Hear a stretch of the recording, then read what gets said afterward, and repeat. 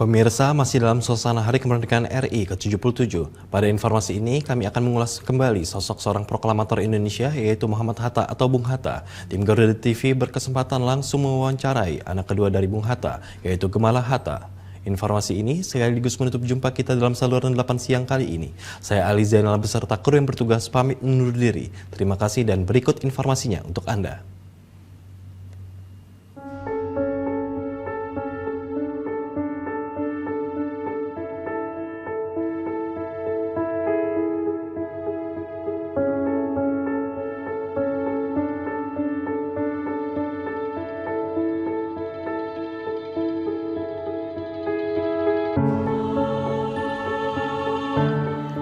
Halo pemirsa Garuda TV, pada siang itu saya berkesempatan mengunjungi makam sang proklamator Bung Hatta yang bertempat di Taman Pemakaman Umum atau TPU Tanah Kusir. Pemirsa Garuda TV, saat ini saya sudah berada di makam proklamator Indonesia Bung Hatta.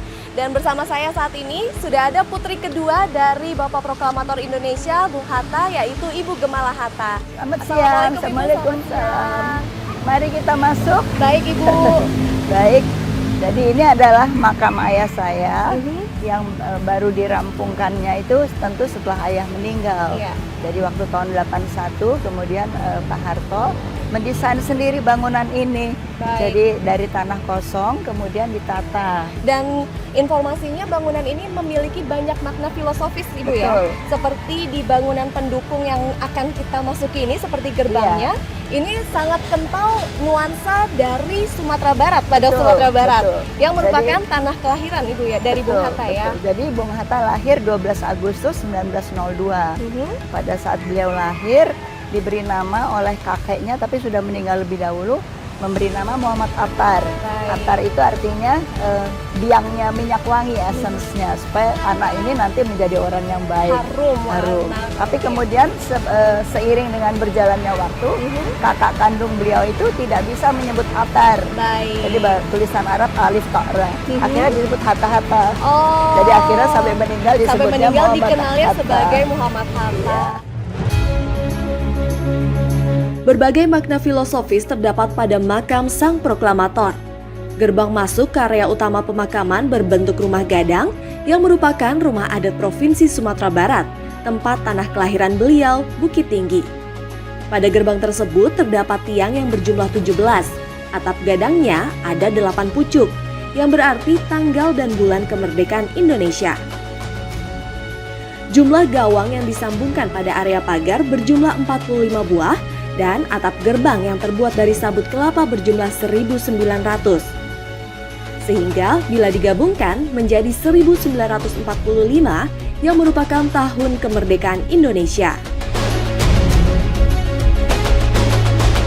Memasuki area utama pemakaman terdapat 3 tingkat tangga. Ketiga tingkatan ini melambangkan alam kehidupan manusia, yakni diawali alam rahim, dilanjutkan alam dunia tempat berkarya, dan diakhiri alam akhirat tempat berpulang. Area gerbang utama memiliki 5 anak tangga. 5 memiliki makna mendalam, yakni makna kebangsaan melalui 5 sila dalam Pancasila, serta Bung Hatta sebagai muslim yang taat juga banyak unsur 5 dalam ajaran Islam, yakni sholat 5 waktu dan rukun Islam yang 5. Bu, tadi kita sudah mendiskusikan terkait filosofi dari bangunan makam Bung Hatta, di mana ini di tahun 81 memang dilakukan pemugaran khusus yang dilakukan oleh Presiden Indonesia di masa itu, yaitu Bapak Soeharto ya. Dapat diinformasikan Bu, kabarnya ada tulisan tangan langsung dari Soeharto. Jadi pada saat bangunan ini diresmikan, pengunjung semua dikasih buku ini, dan ini buku bagus sekali, dan inilah gambar desain Pak Harto sendiri. Jadi ini ada angka 5 yaitu di dalam. Jadi makam ibu saya, kemudian 9 itu adalah tempat di sini, teras ini, dan satu lagi adalah 13 yang lebih luas, bawah lebih luas. Jadi tadi yang penggambaran alam kandungan, alam dunia, tempat berkarya dan alam akhirat ya. Jadi ini menunjukkan tanda tangan Pak Harto dan penuh filosofi ini beliau desain sendiri. Baik. Nah kemudian terus tim arsiteknya kemudian merapikan Dan selama proses itu menurut Pak Murdiono betul-betul beliau memantau dan menghadap ibu saya ini di sebelah sini. Iya. Jadi waktu itu makamnya sederhana seperti Di ini awal saja. ya?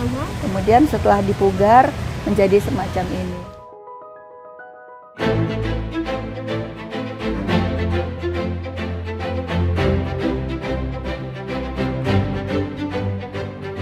Bung Hatta berpulang pada 14 Maret 1980. Makam beliau disandingkan dengan istrinya Siti Rahmiati Hatta yang wafat pada 13 April 1999. Semasa memperjuangkan kemerdekaan, Bung Hatta pernah berikrar bahwa tidak akan menikah sebelum Indonesia merdeka. Bahkan putrinya Gemala Hatta mengistilahkan pacar Bung Hatta itu adalah kemerdekaan. Setelah Indonesia merdeka, melalui perantara Bung Karno, Bung Hatta dan Ibu Rahmi saling berkenalan, kemudian menikah pada 18 November 1945, hingga akhirnya menjalin kisah cinta sehidup semati. Dan tentunya ini menjadi hal menarik dan pertanyaan masyarakat di tahun 80 ketika Bung Hatta berpulang. Ya. Di masa itu kan sebenarnya sudah ada Taman Makam Pahlawan. Oh iya. Nah, tapi apa sih yang menyebabkan Bung Hatta ataupun mungkin pihak keluarga lebih memilih dimakamkan di tempat pemakaman yang bersama dengan rakyat dibandingkan di Taman Makam Pahlawan? Iya. Jadi sebetulnya pada saat itu ayah sudah membuat semacam wasiat ya. Dan beberapa tahun sebelum beliau meninggal dan ada fotonya. Dan itu juga sudah masuk di mass media juga. Ayah berpesan bila mana beliau meninggal tidak mau dimakamkan di Taman Makam Pahlawan. Karena sepanjang hidupnya beliau memperjuangkan cinta pada rakyat. Jadi dia mau meninggal di tempat di mana dia bersama rakyat yang dia perjuangkan, dan di ya? tempat rakyat. Jadi bukan makam pahlawan.